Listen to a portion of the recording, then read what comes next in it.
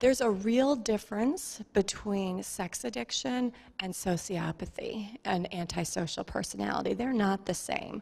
Now, you can have some people that have both and have some overlap there, but really these are not the same things, and unfortunately there's a lot of misunderstanding about that out there. So when you have people with antisocial personality, you are more likely, these are some of the things you're more likely to see, more of a history of physical abuse in their background. And a real key factor is lacking remorse and shame and empathy. That's a really key principle, which is very not common in your typical sex addict. There's often more force and violence in the offense, histories of other types of offenses. It's more, their behavior is oftentimes more impulsive. It's not about as much about sexual urges. There's a lot of distortions and denial. They tend to be very defended.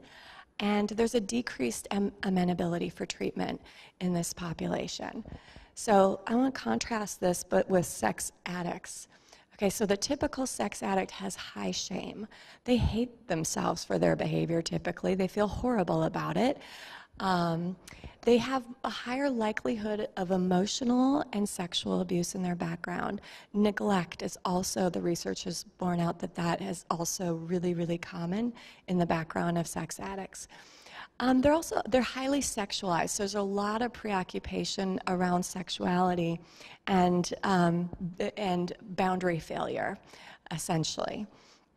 They tend to be more likely to be multiply addicted, meaning that they will also struggle in other areas of their lives like chemical dependency, gambling, food, even money, spending, shopping, debting, those types of things. So really the compulsive behaviors sometimes extend into other types of behavioral addictions because it's all operating on the same brain system.